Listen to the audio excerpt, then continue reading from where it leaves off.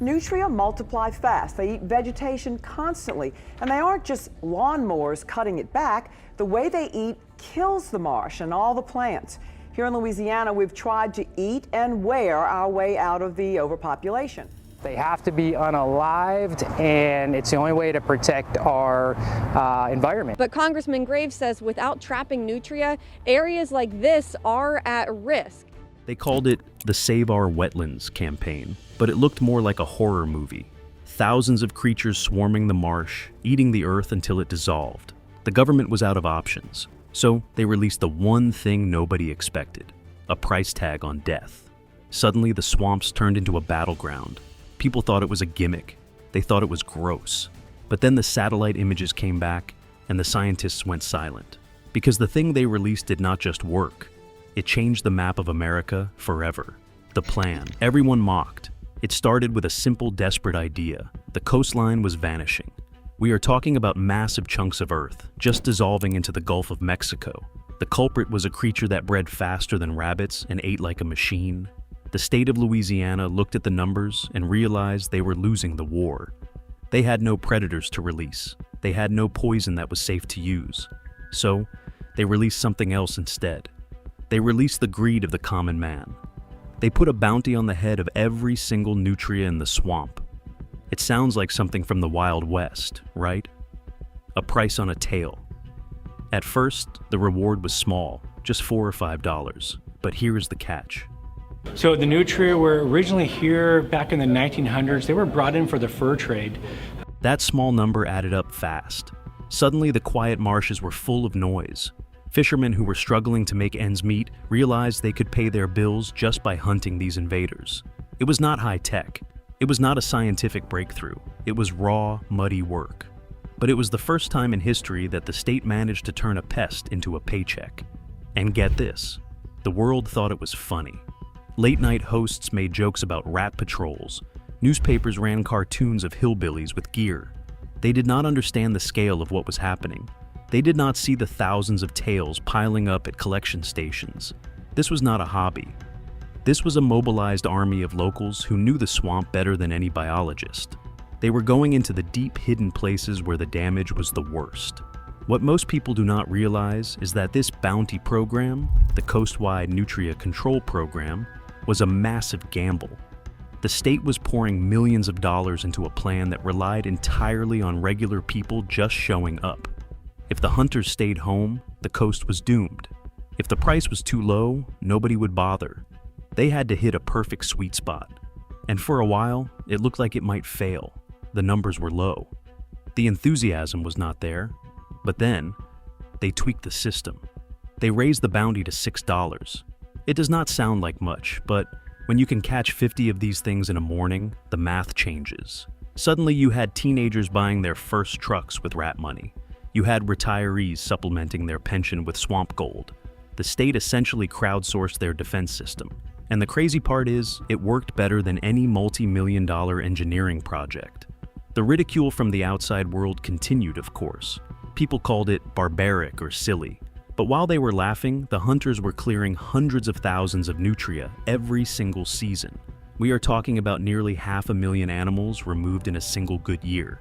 That is 500,000 mouths that stopped eating the roots of the marsh. And that is putting it lightly. The impact was instant.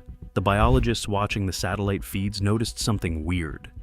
The eatouts, those big dead patches of water where the marsh used to be, started to shrink. The grass was coming back. The roots were holding the soil again. The sheer volume of animals being removed was actually tipping the scales. It was a brute force solution to a delicate biological problem. But the real shock came when the federal government looked at the data. They expected this to be a waste of money. Instead, they saw one of the most successful invasive species programs in the entire country. The laughter stopped pretty quickly when other states started calling Louisiana to ask, "Hey, how exactly did you do that?" They realized that the solution was not just about harvesting rats. It was about understanding human nature. You cannot ask people to care about the environment for free. But if you pay them, they will save the world before breakfast. The swamp was finally fighting back. But to understand why this war was so necessary, you have to understand the enemy. And the story of how they got there is even crazier than the solution. But the invasion didn't start in the wild. It started with one man's terrible mistake: importing the enemy. It is not that simple, though. These things did not just swim here from another continent. They were invited. And the man who sent the invitation was basically royalty in Louisiana. His name was E.A. McElhenney. If that last name sounds familiar, it is because his family created Tabasco sauce. Yes, the hot sauce people. He was a naturalist, a businessman, and a man with a vision. Unfortunately, his vision was terrible. Back in the 1930s, the fur trade was huge. Mink, otter, beaver. People wanted soft coats, and they were willing to pay big money for them. McElhenney looked at the Nutrias, a large rodent from South America, and saw dollar signs. They had dense, soft underfur. They bred like crazy. He thought he could farm them, sell the pelts, and make a fortune. It seemed like a solid business plan. He brought a handful of them to Avery Island, his private paradise. But here is the deal. Nature does not care about your business plan. McElhenney kept them in pens, thinking they were secure. He treated them like cattle. But Nutria are smart, and they are excellent diggers. Legends say a hurricane hit the island, destroying the fences and letting the animals loose. Others say he just let them go when the business failed. Either way, the result was the same. The coypu, as they are called in Spanish, were now free in the Louisiana wetlands. At first, nobody panicked. They looked kinda cute. They were just big, furry swimmers. Locals called them beaver rats. But what most people do not realize is that the Louisiana swamp is like a paradise for these things. It has endless food, warm water, and almost zero natural predators. In South America, they have jaguars and caimans chasing them. In Louisiana, they had nothing to fear. So they did what rodents do. They multiplied. A female nutria can get pregnant again within 48 hours of giving birth. She can have 2 or 3 litters a year, with up to 13 babies in each one. Do the math. 2 become 20. 20 become 200. Within a few decades, those original 13 animals turned into millions. Nutria come in last behind natural wetland loss, the levees on the river, oil and gas canals, but then I think it's Nutria next. They spread across the coast faster than anyone could track. They moved into the bayous, the canals, and the rice fields. They were invisible at first, hiding in the tall grass. But beneath the surface, they were building an empire. They are not just passive residents. They are engineers of destruction.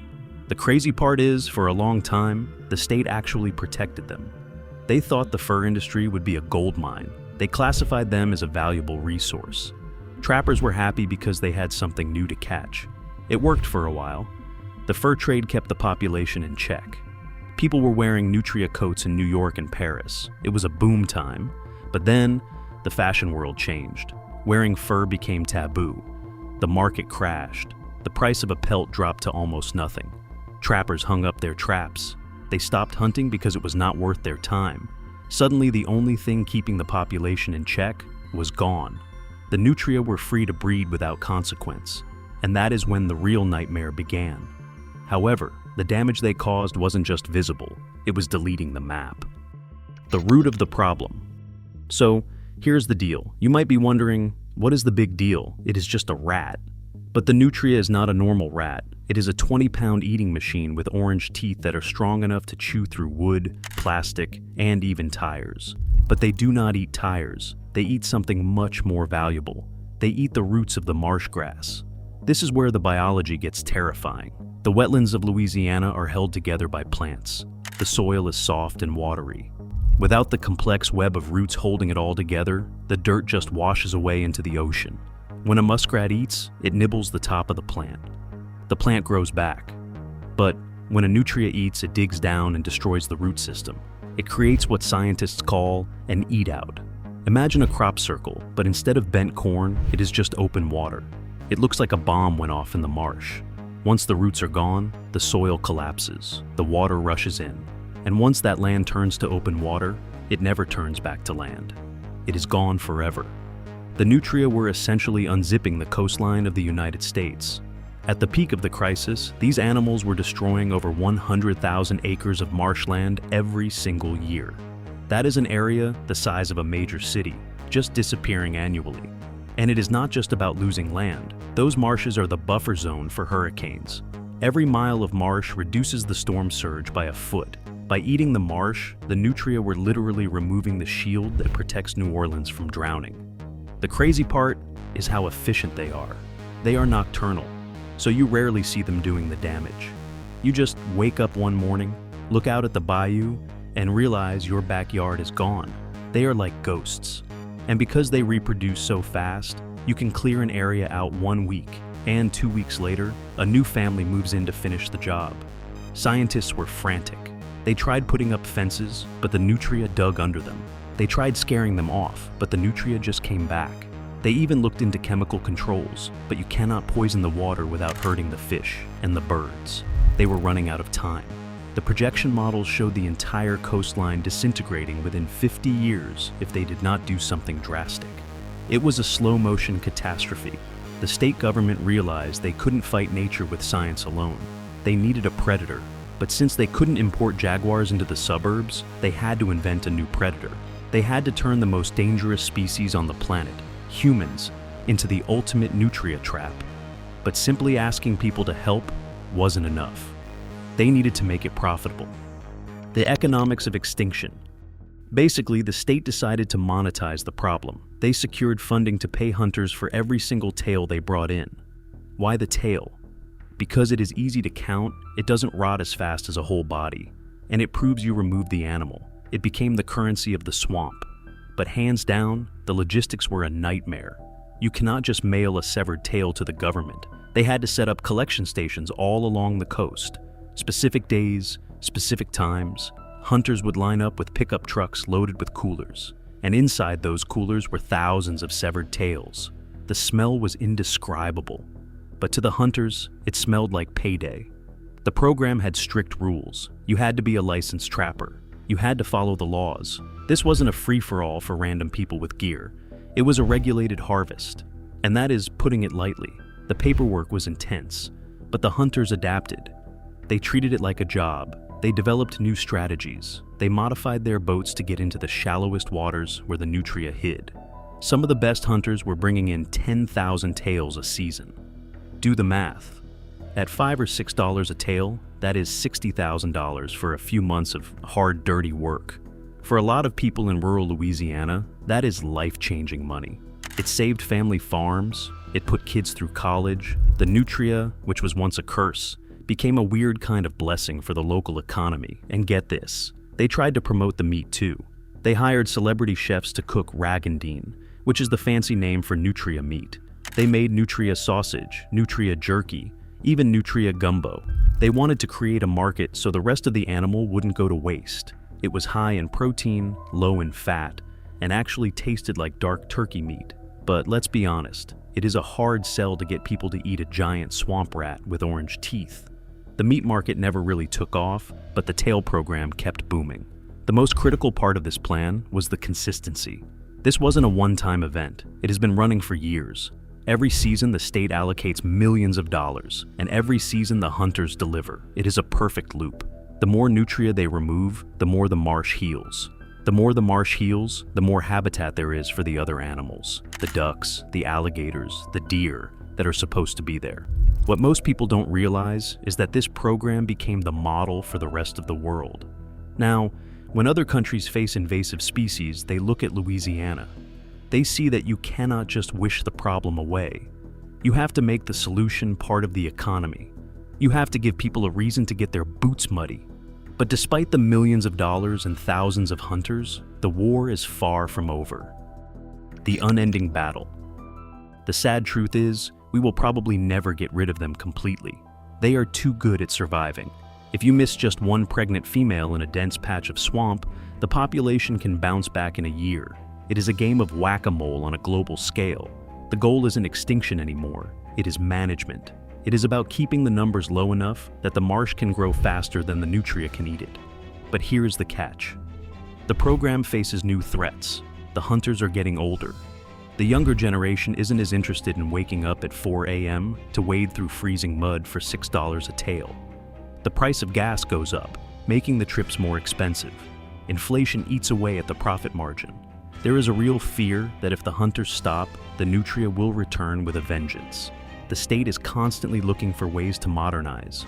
They are using drones to spot the damage. They are tracking the populations with better technology. But at the end of the day, it still comes down to a person in a boat. It is a battle between human persistence and biological perfection. So, the next time you look at a map of the United States, look at that boot shape of Louisiana. Remember that the edge of that boot is being held together by a group of guys in camouflage, trading tails for cash. It is the weirdest, messiest, most effective conservation story in America. And it proves that sometimes, the only way to save nature is to put a price on it. Do you think we should put a bounty on other invasive species, or does messing with nature always backfire? Like and subscribe for more stories.